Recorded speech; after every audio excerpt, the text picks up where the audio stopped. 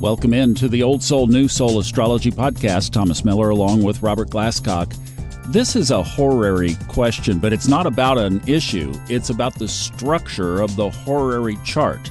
And this is a question that I've asked myself many times. I've even asked Robert, but it's one of those things that you just want to hear it another way, another time. How would you qualify the period of time when all the aspects between the planets in the opposite signs are positive? It's about horary charts, of course.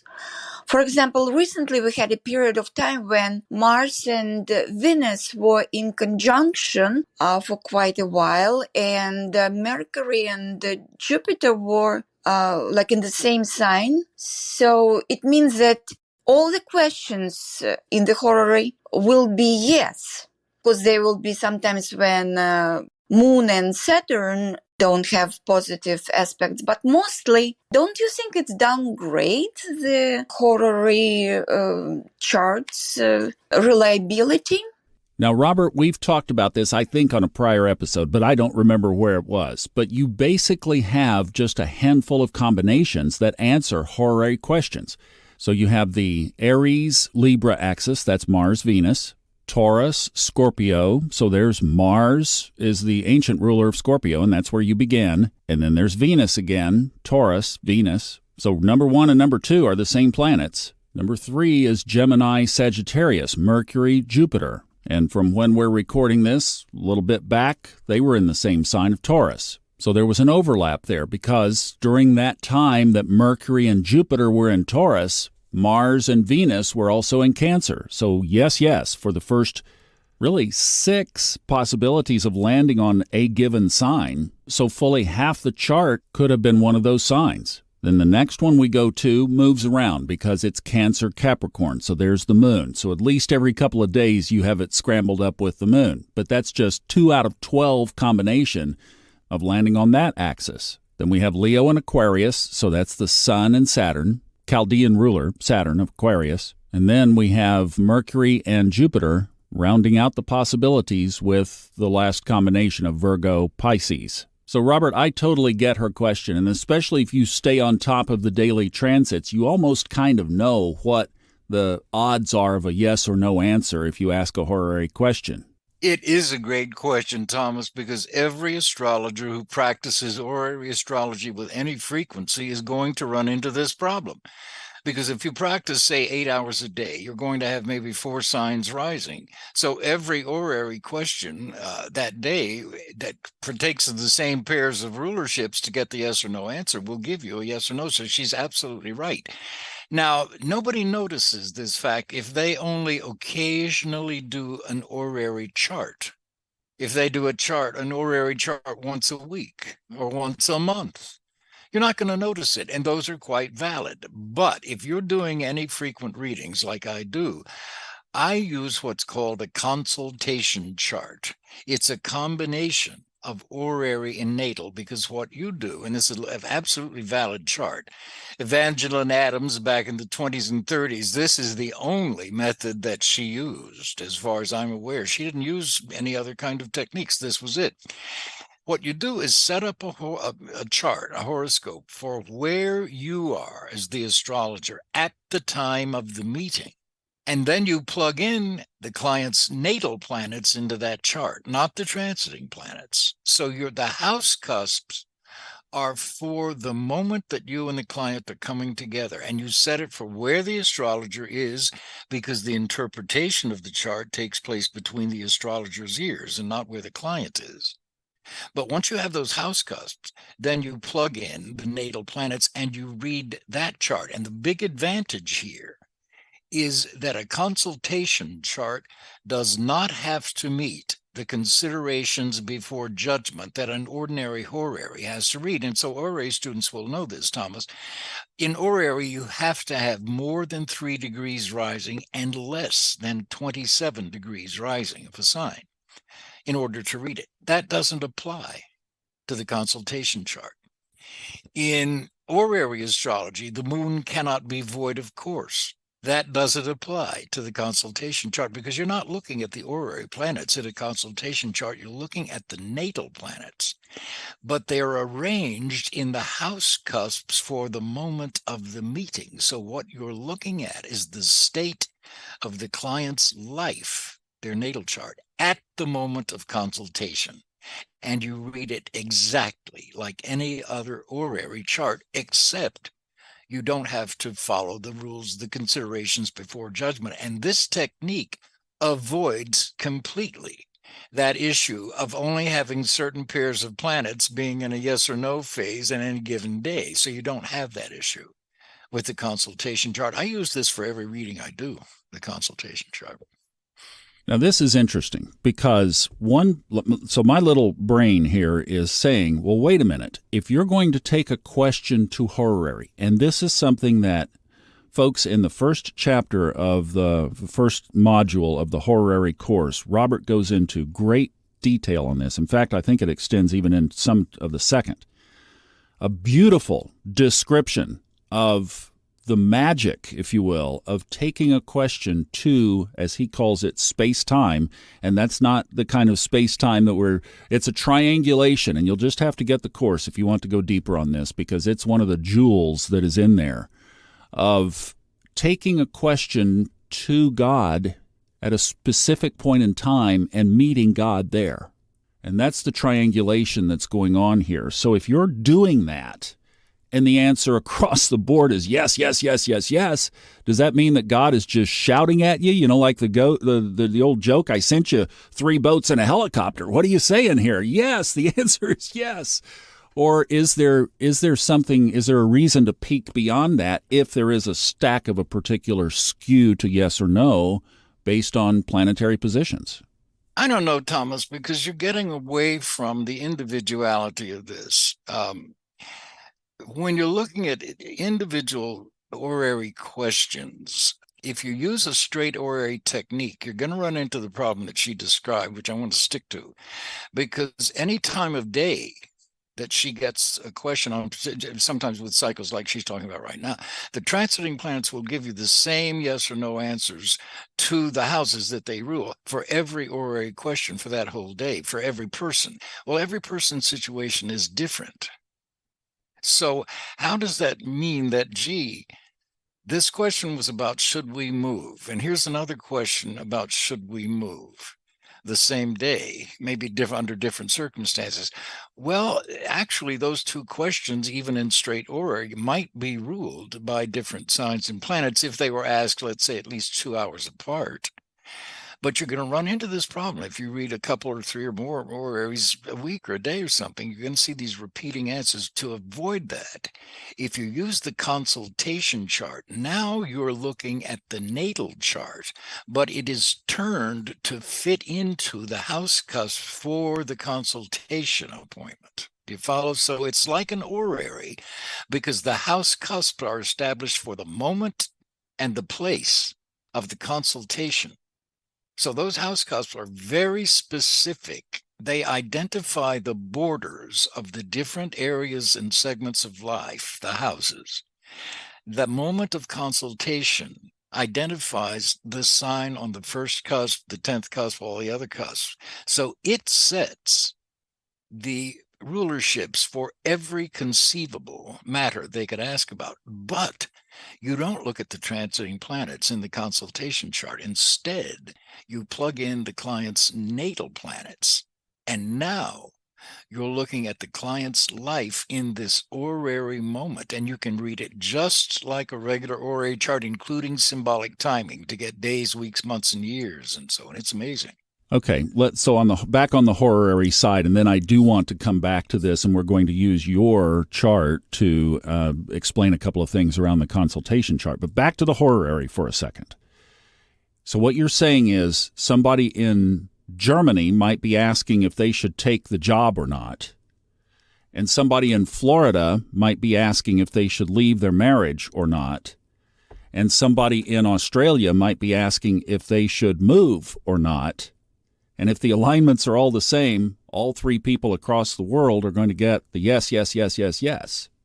Which is why I wouldn't even bother with what you just did. It's a waste of time. Wow. Okay. To me. Wow. I would go straight to a consultation chart. Wow. Boy, ring the ding, ding, ding bell. Oh, would not wow. even bother.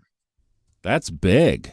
Well, it isn't to me, because what you're doing in a consultation chart is looking at the client's entire life in that moment. You really are. It's where their natal chart happens to be when you happen to come together for this happening meeting between an astrologer. So it's an event that is significant. It's not something anybody does every day. I don't read for the same person every day, nor do they get readings every day. So it's a significant moment. And in that moment, if you place the planets, their natal planets, in the meeting, the consultation appointment meeting cusp, you read it just like an horary chart. And it's amazing to me. Amazing. Yeah, it is. So our listener's question about this planetary stack, like she was describing, where 6 out of the basically cusp positions were yes, you wouldn't even go to horary. Well, let me ask her this, and you too. Why would you, knowing what we now know? Why would you, since you know that for certain hours of that day you're going to get the same answer? Why would you bother even trying to work around that when you have another technique that's always readable? That's interesting. The consultation chart, you see. Did Lily or Mark Edmund Jones, did they address this? I don't know that Lily did. And I tell you, the first I ever heard about the consultation chart was in Evangeline Adams' work. But it turns out that this technique was known in the Middle Ages. You can research this online. It was actually known in the Middle Ages. What I found interesting was that apparently the consultation chart was the only technique that Evangeline Adams used. Now, she knew transits, but she did not use them, as far as I can tell. This is when her readings were about 15 minutes long. Wow. And she charged $5 for them in those days. Well, you can see her ads. You can see her newspaper ads. Amazing. She was taken to trial in Boston, where she started out, accused of fortune telling. And what she did was she erected the judge's son's horoscope, and she read it, interpreted it in court.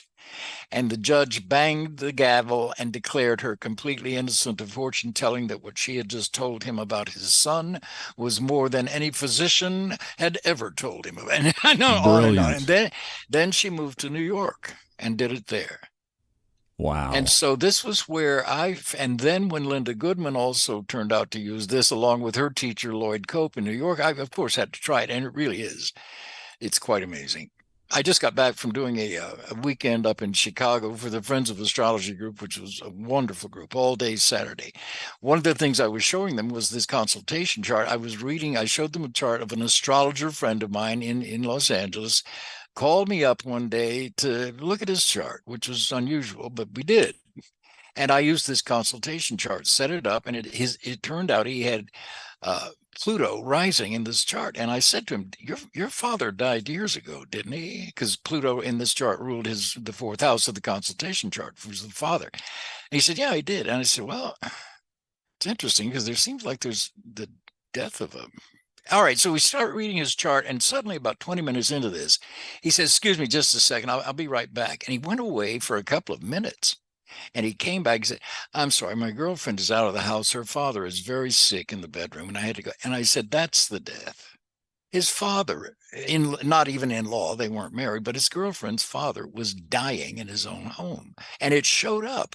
But it wasn't, in his mind, it wasn't his father. So when I asked about it initially, I guess he just forgot. So even those kinds of details will show up through this consultation chart. So really, with those questions about, well, what about, I'm going to get the same answer, don't even bother. You've got a technique, the consultation chart, that solves that problem instantly. Why waste your time? That's incredible. Okay, so folks, if you're wondering, how do I do this? How do I set this up? We have a chart that you can download in the show notes. And what this is just the best we can do to capture a little moment here. What I did is put the time that we're recording this podcast episode. That's the inner wheel. That's what he's talking about. That would be the moment of the consultation. And then the outer wheel is Robert's natal chart. So this is Robert, the teacher, on his podcast at this particular moment in time. So basically now, if you look at this chart, you ignore the inner wheel. All that's there for is to set the house cusp. In my software in PowerPoint, I just create a mask and mask out the transiting planets. So all you're looking at is the outer wheel here, which is my birth chart. And you can see when we started recording today, 0 Virgo. was on the ascendant. So what's rising in my life? What's coming up next? Literally, my natal Jupiter at 14 Virgo is coming up. It's rising. When?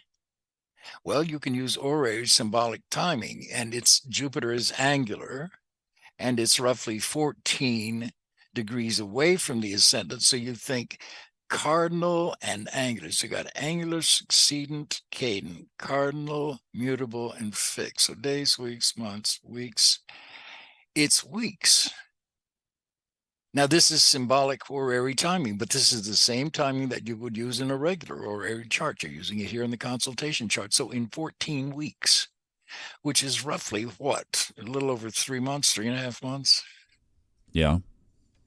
So we're talking, where are we? In the middle of July, middle of August, September, October. 1st of November? So around in the 1st of November. Apparently, this is going to involve legal papers, travel, my work, of course, possibly health. Let's see if we can look, and not health to worry about. No, a good report. Because it's Jupiter. So if I should have any health issues, I would be getting treated for it. But look at the houses ruled by Jupiter. It's the 4th house, which is, I work out of my home. It's the 4th house and also the 7th house of partnerships. Now, this is probably you and me in a partnership, business partnership. Yeah. So, well, it does, because Jupiter is of the nature of growth and expansion. Now, in Virgo, like I have it at birth, it tends not to be by leaps and bounds. It tends to be incremental, day by day, week by week, month by month, year by year with me. And that's really been true for me. Well, now, I also have Jupiter square Uranus at birth. And this is it's active today in this consultation chart, Thomas. Jupiter square Uranus up at the 10th is angular.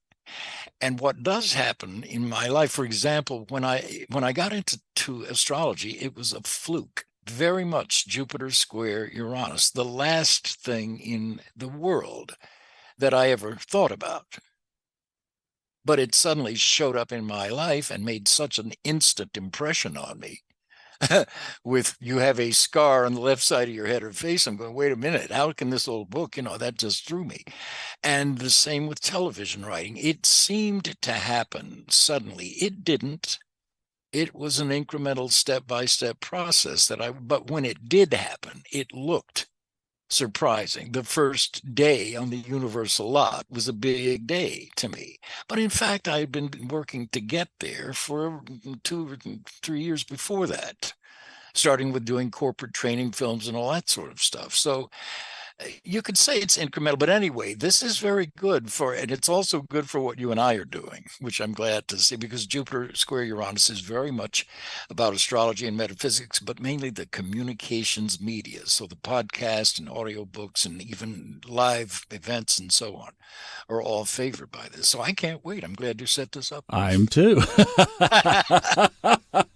Well, you can see where you can go with this, and the sun is in Libra with Neptune in my 2nd house. So apparently, I'm getting ready to buy something I don't need. That's beautiful.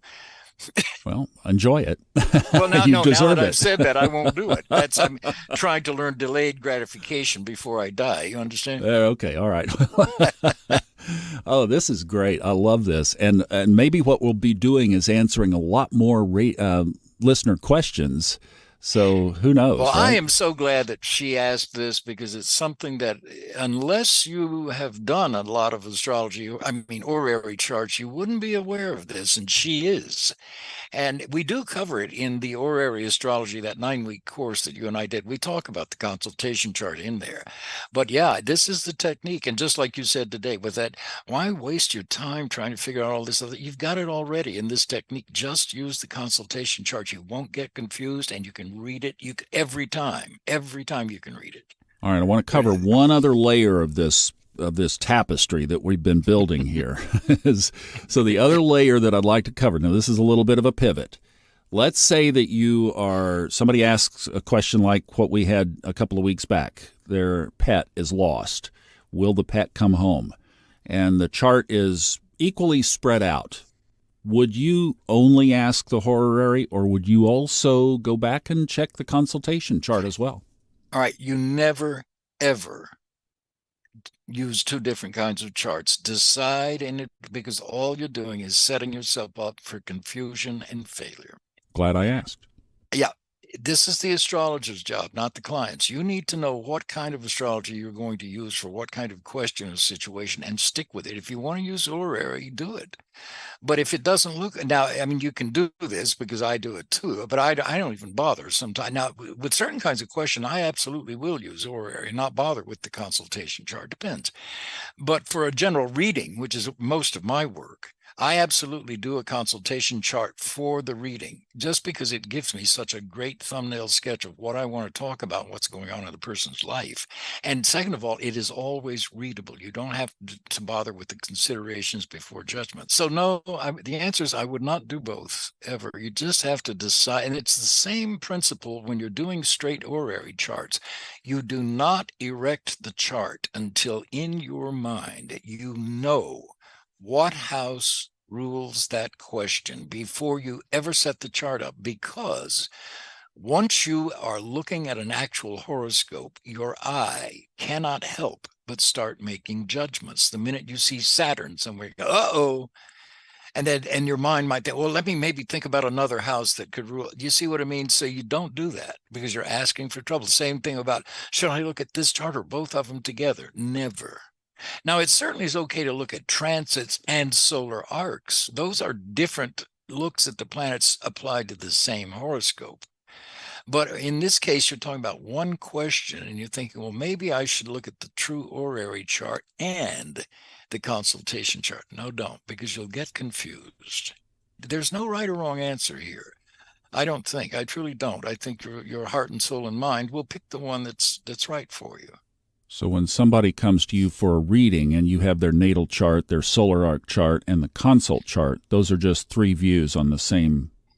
That's it. And this is where I do look at different charts, Thomas. The consultation chart, for example, might show something like, gee, is this person really considering a major career change and possibly even a relocation in her life? Is she? That's what this consultation chart suggests. Then I'm going to instantly go to the transits and see, is that reflected here? And very often it is.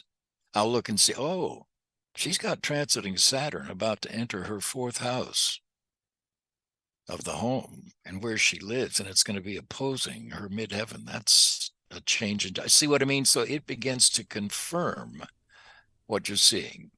And then you go to the solar arc chart and her sun just crossed into Leo, and you realize, she has a purpose. There you go. So you're beginning to look for either reinforcing testimony from different perspectives like solar arcs and transit, or conflicting testimonies. And as I say in astrology, aspects don't cancel each other out. You can see a trine involving a situation, and the matters that are ruled by that trine will go very well. But you can also see a square to something ruling that question, and by George, they'll have some challenges and conflicts in those areas at the same time. It's not that one balances or cancels the other one out, which is a question I get asked a lot.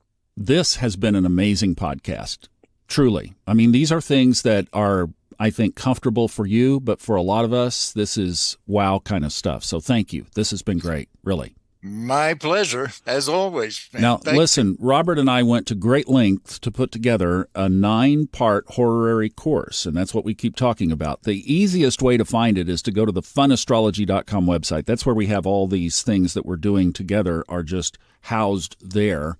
But you can also pick up a direct link from the show notes of this episode. And this is kind of do you give somebody a fish or do you teach them how to fish? Well, you can get an answer to a horary question, or you can learn how to do it yourself. And all of this is woven into that course, which is reflected in the show notes. So if you're at all interested in this kind of side of astrology, by all means, I would refer you there. Thanks so much for listening. Robert, great job today. This was awesome. And we'll see you next time on the Old Soul, New Soul Astrology Podcast with Robert Glasscock.